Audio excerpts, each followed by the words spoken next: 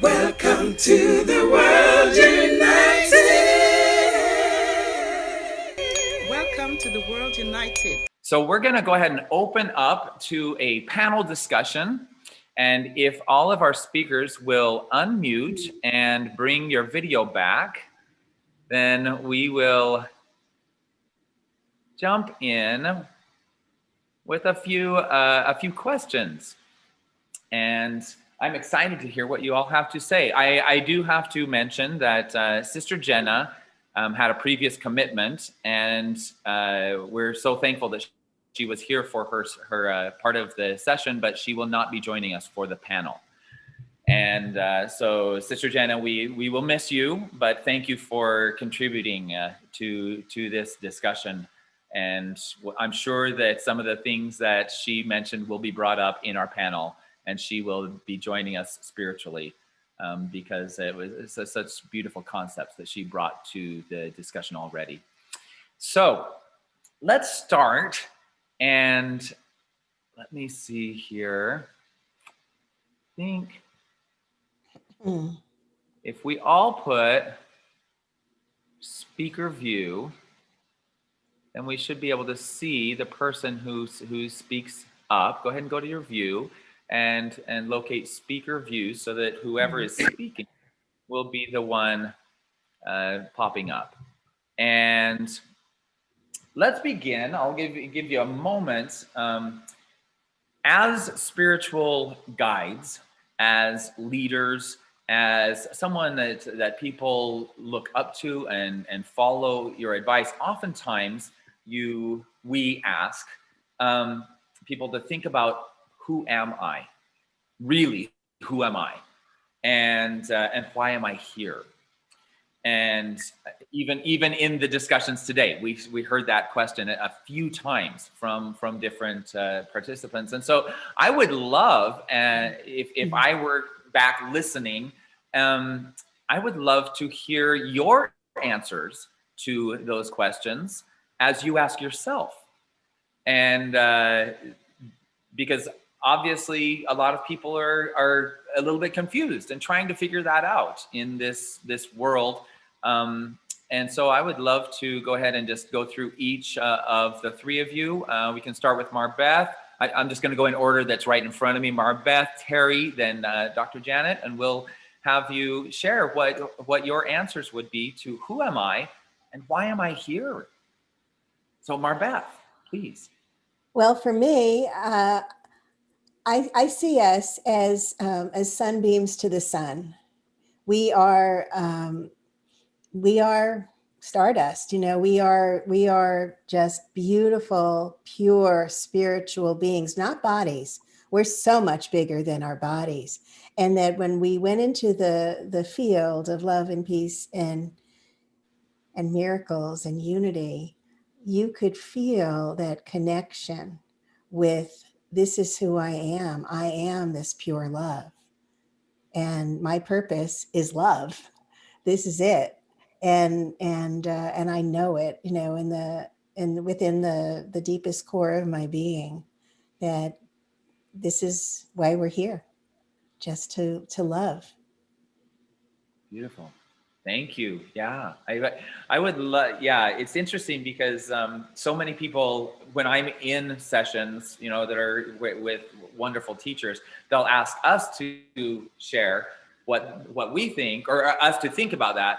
But then I wonder, what do you think about that? So thank you for that. Terry, how about you? Who are you and why are you here? Who am I? Every time I ask that question, the word teacher comes up. And here's what I know. As teacher, I've always been a teacher. However, I never believed it. You know, it's one of those things that our calling comes to us in different ways. And we either choose to pick up the words, the feelings, the emotions, what is in front of us to lead us on our journey to what we're meant to do, or we ignore it and run away. And every time we ignore it and run away, things tend to be a little bit more challenging. Who am I? as teacher, boy, do I use what I learn every single day and share with the people who are part of my tribe, my practical business mystics. And as teacher, it really does take a long time to own it, because it is, who am I to be doing this? Who am I good enough? All those little messages that, the messages of fear, and a lot of it has to do with how we're raised, how we grow up, the messages that we got as children in our environments. All those things influence what we are meant to do. And I truly believe that we are meant to go through those passages, through those various different journeys, to get us to where we are meant to be. You'll get there eventually, one way or another. The key is to listen with mind, body, and soul. And we're not always really good at doing that. And when we see ahead of us what it is we want, if we're always living in the future, sometimes we get what we want or we think we want, and it's not what we want, because we haven't looked inside. And I know when I'm told this, I'm a teacher, I keep looking outside of myself to other teachers many times instead of looking inside myself and my own inner wisdom. So owning the teacher role, the teacher banner, the teacher, putting on the t-shirt that says teacher on it, okay? That's something that has taken a very long time to own. And now creating Intuitive Leadership University, which we just launched on 11/11, that just, it's still, I go through paces like, am I out of my mind doing this? Am I really meant to be doing this? So I think those questions come up throughout our lives as we evolve to the next level, the next level, the next level, the next level. Yeah.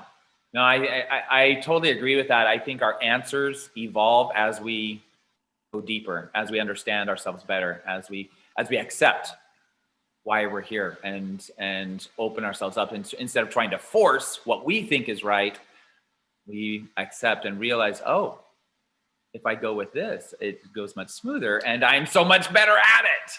So thank you so much. Yes. And Janet, Dr. Janet, there you are. Who am I? I don't know. Now, I don't label myself. Although listening to Terry talk, she says teacher is the word that comes out for her. If I label myself that way, I'm much more of I like the word educator better than teacher, because to me that means drawing out what is already there. Not telling people how to think or how to be, but drawing out what I see as their own potential. I give myself word labels, but they're nothing but placeholders for, I experience myself more as an energetic being that allows an energy that my mind cannot understand, but my body can experience, to flow through me and then back out into the world. I believe I have lived every single archetype you could possibly live on both sides of the mirror. For example, bully, coward. I probably played both of those roles. So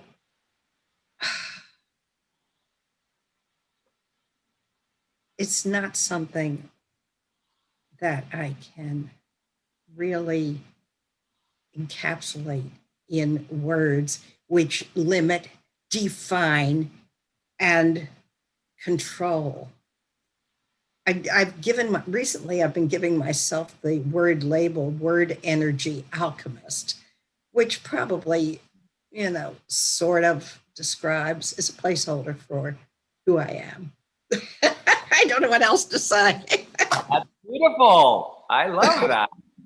And the words are I mean, it's the way we communicate, the way we understand each other. And obviously, you know, we have to figure out how to express experiences that are beyond expression, or be able to describe things so that we can be educators.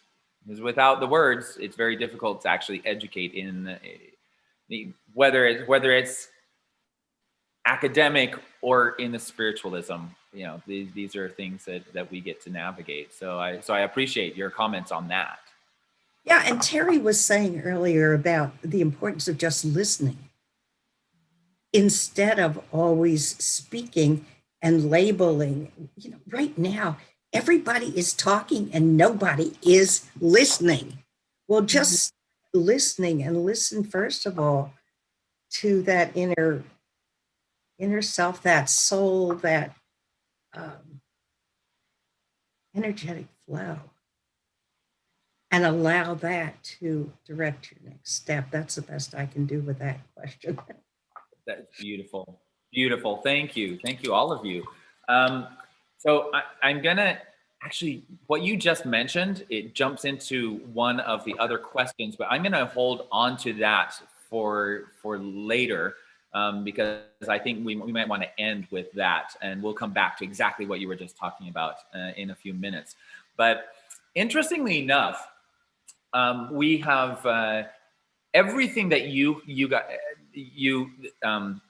wonderful spiritual thought leaders have shared with us is applicable to both men and women, which I wouldn't expect anything different.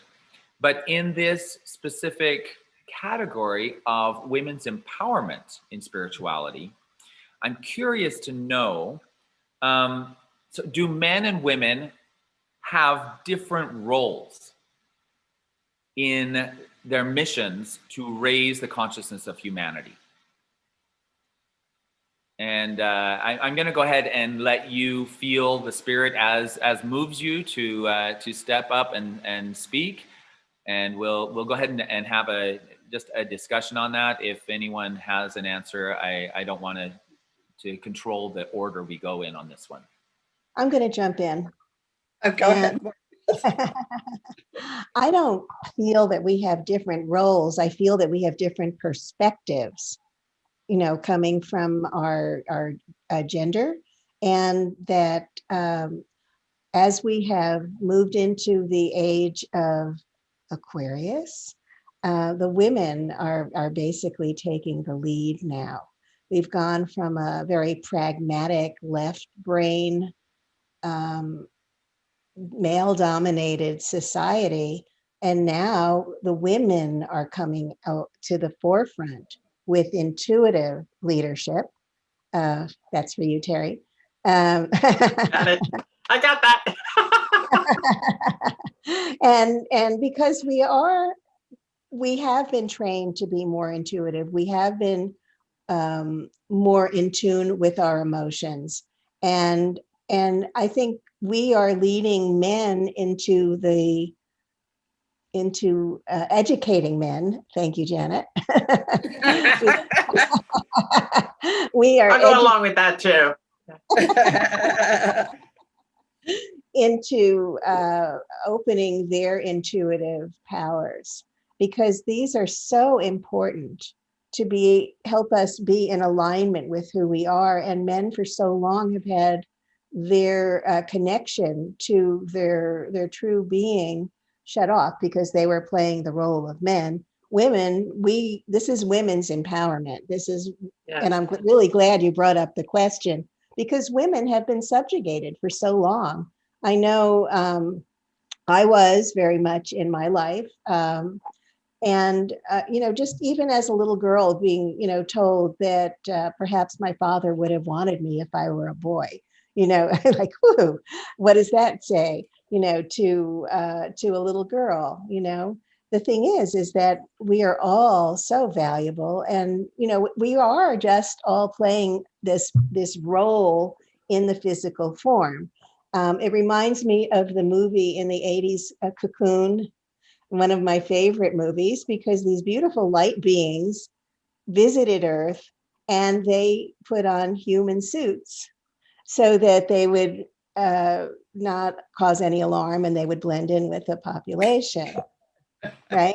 We are the light beings. We don't have any limits. And I think, and I go back, it is just really a matter of perspective as to how we were raised. Men were basically, I'm generalizing, but for the most part, are raised in a male role, male society, male dominated society that has shifted. And now the women are coming to the forefront. So is this going to shift? Yes. Are women becoming more empowered now? Yes. And yes, the spiritual wisdom applies to both. However, we're coming from a women's perspective in this particular group. Beautiful. Yes. Very nice. Thank you for sharing that. Any other comments, please? Yeah, I'll throw in one. Well, because I'm so focused on the words people choose to use, Shawnee, pardon me, but that word raise consciousness, that phrase, it's such a masculine way of phrasing the experience, it seems to me. I think in terms of expanding consciousness, not raising. Raising kind of implies the patriarchal structure with and there's a perspective from which that makes sense. People who have more experience or who have gone deeper into who they are probably better facilitators, educators. So I'm not wiping that out, but it's not the only way of understanding what happens. I mean, another way is together dancing, and we're expanding this this play, this learning, this growing, this creativity and co-creativity that we're all part of. I do think for people who are still stuck in conditioning, and we're all conditioned by our parents, our teachers. We're taught a subject-object duality, that there's me here looking out there at Fido and mommy and daddy. So we don't even experience Fido and mommy and daddy as energetic beings with whom we are connected. We experience them as separate and apart. That's the conditioning. And everybody is conditioned into a different worldview, depending on where they grew up, what kind of teaching and training they had, whether their parents were alcoholics and abusers, or whether they were loving, supportive educators.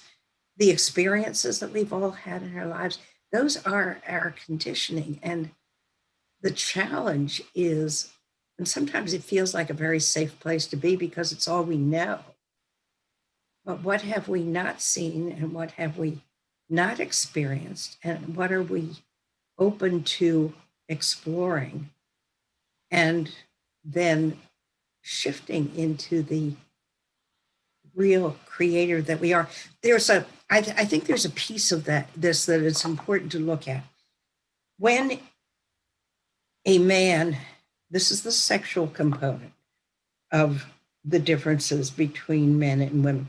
When a man impregnates a woman, the woman needs the man, the father of this child, to be there as a protector for her and the children that together they have brought into being. And when the man is off someplace else, wherever his mind or his emotions or his desires are taking him, he's not present to support the women and children. And that impacts our whole dynamic. And then, of course, women are always, we've been taught for 2,000 years that we are the supporters, the nurturers, the caregivers. And there's a part of that that's very natural, I think, but only when the man is there to be the protector and the supporter. That's all I have to say right now. That's beautiful. Yes. Yeah, And I'd like to add a little bit to that if I could. And I'm going to take it from a business perspective, okay, because that's what I do. I work with practical business mystics. What I know is that men have been in business a lot longer than women have. And I know for myself, the mentors who I've had in my life, in my world, who are men, and I've had both amazing women and amazing men as mentors. I've had more men in my life as mentors than I have had women as mentors in business. And when we luck out and attract to ourselves a mentor who is very integrated in mind, body, and spirit, who really has their act together where that is concerned and can guide you to where you want to be, it is such a culmination of powerful positive energy that you do become unstoppable. And then there are also those men who, quote unquote, the bosses who are, they think they're your mentors, who give you a lot of the negative stuff. And guess what? That's all good too, because we need contrast. We need the contrast in our worlds to be able to get us to where we need to be. It's all good. It's all part of our path. And I've had many more men than women as business mentors.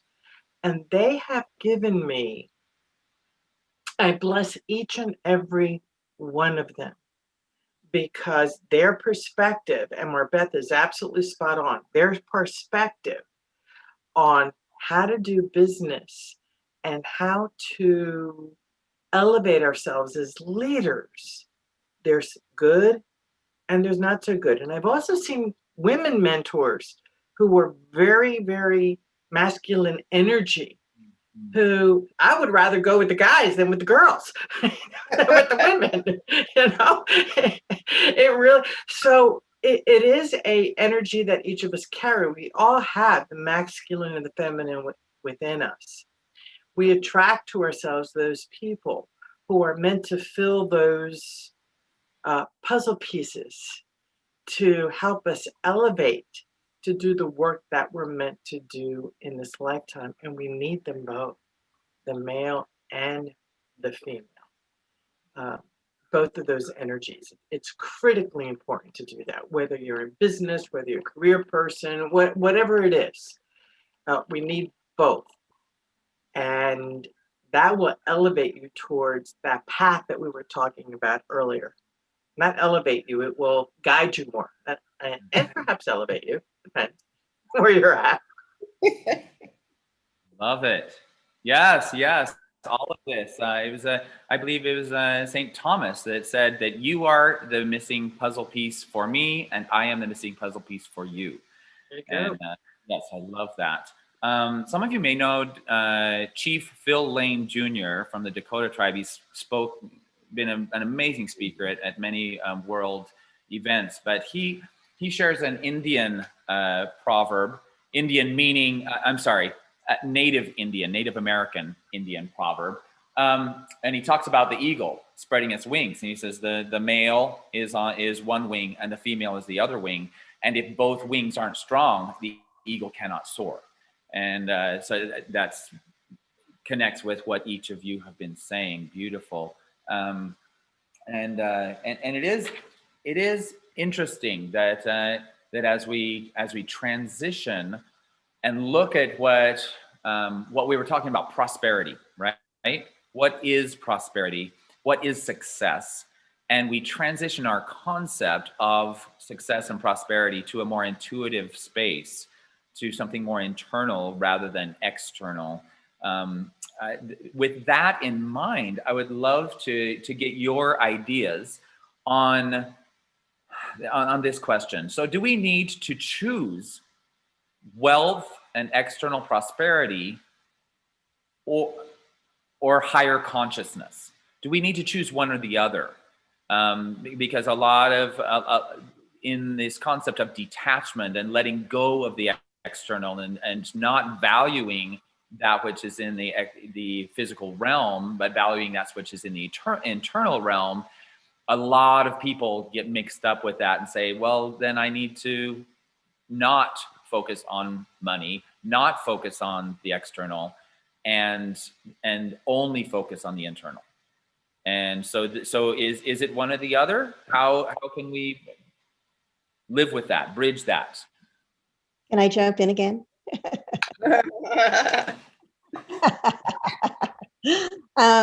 I actually think that we can have both, but I think the key is to detach from the I have to have it desire.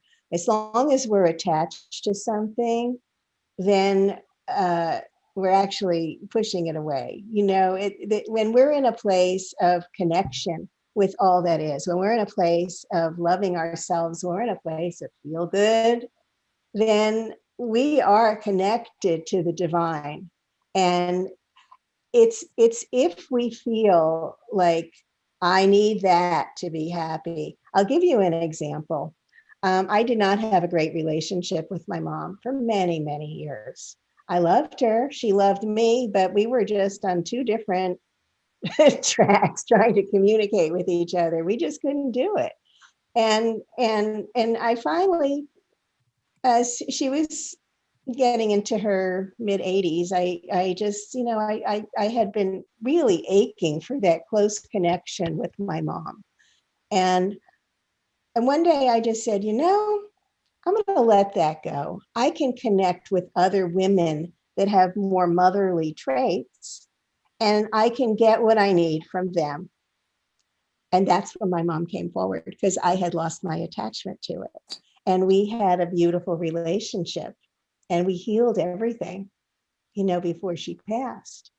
So it's living in the world, but not of it. You're not attached to having the particular, your particular desires met. You're in a place of, you know, it would be really nice if that happened. It'd be really nice if I had some money coming in and I could share it around to different charities, but I'm not attached to it.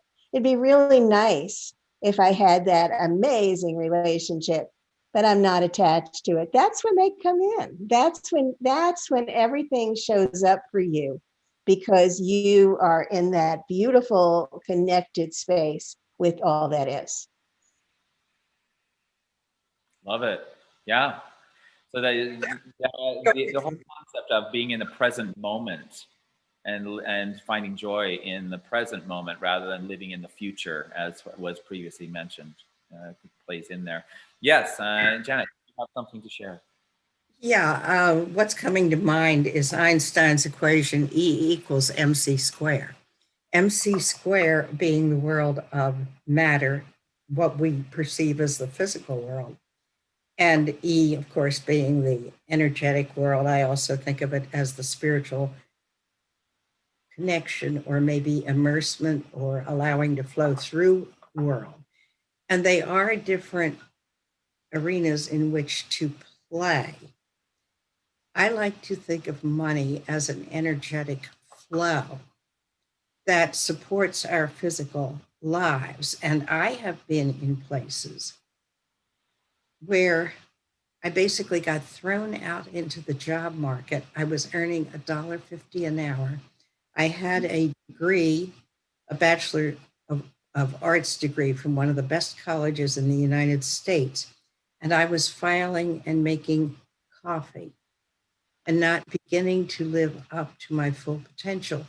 But I needed that income flow to pay the expenses on my shelter, to buy food.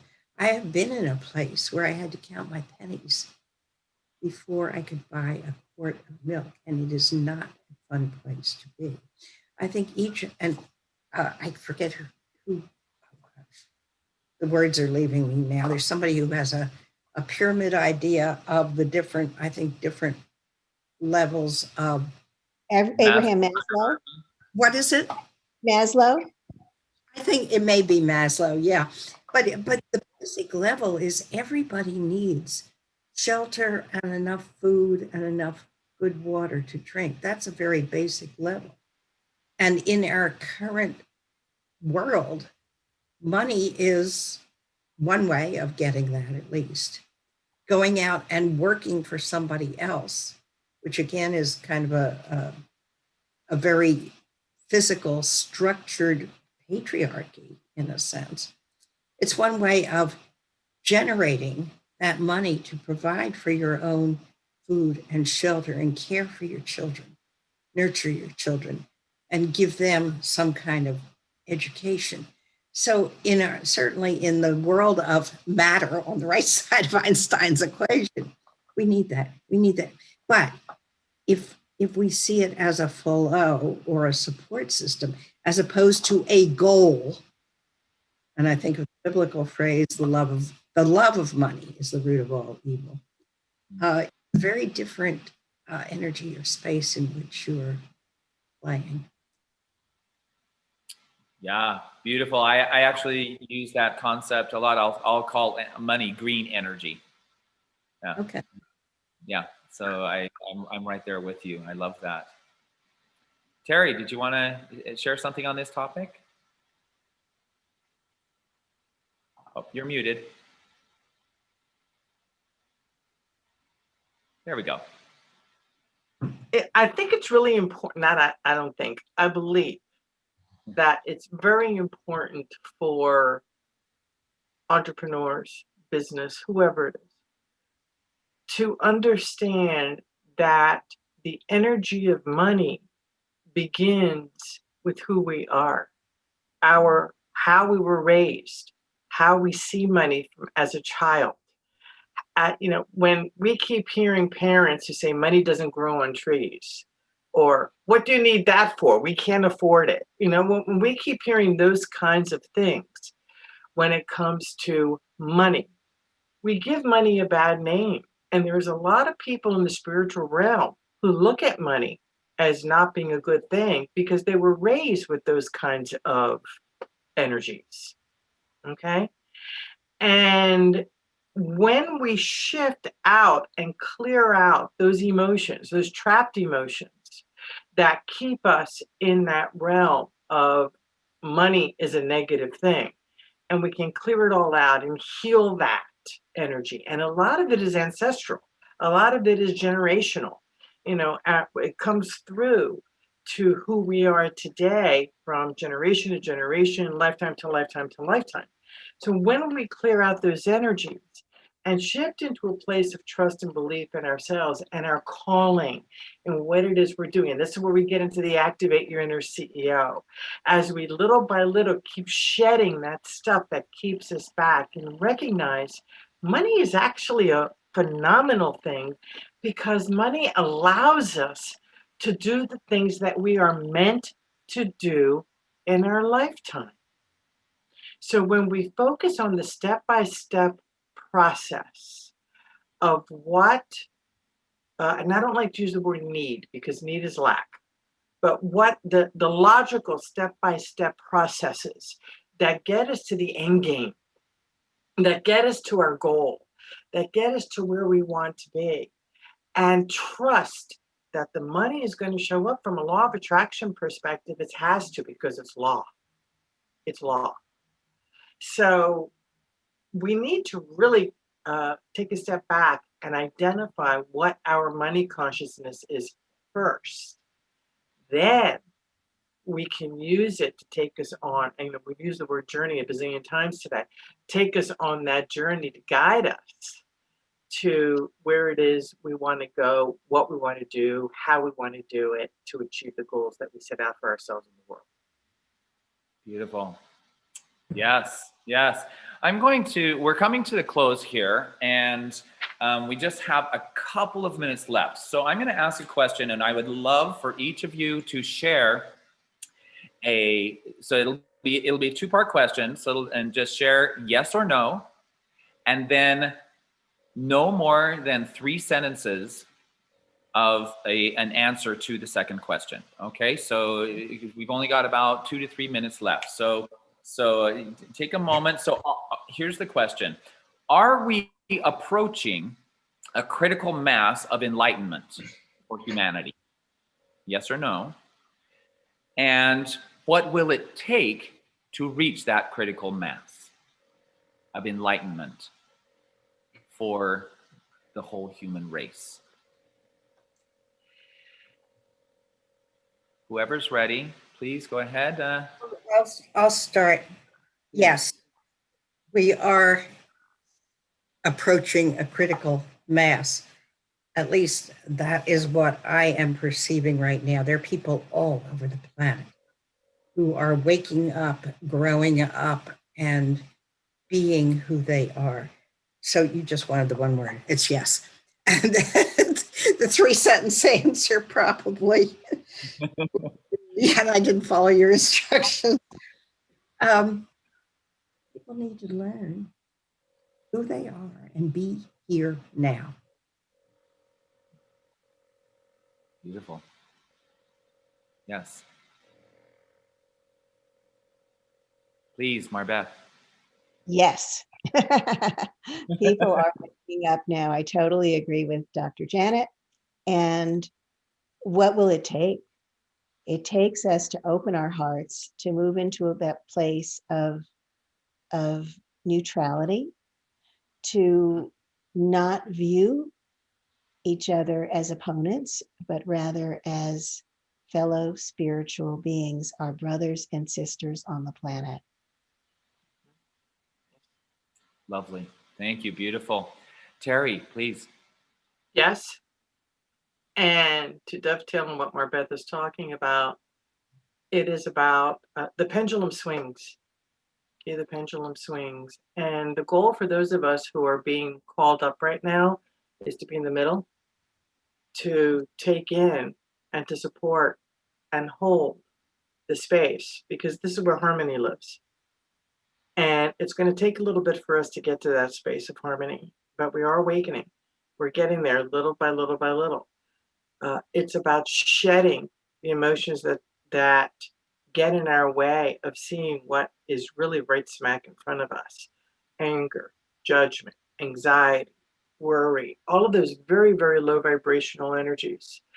If we can learn for ourselves to reduce those energies, and it's going to take everybody, one person at a time.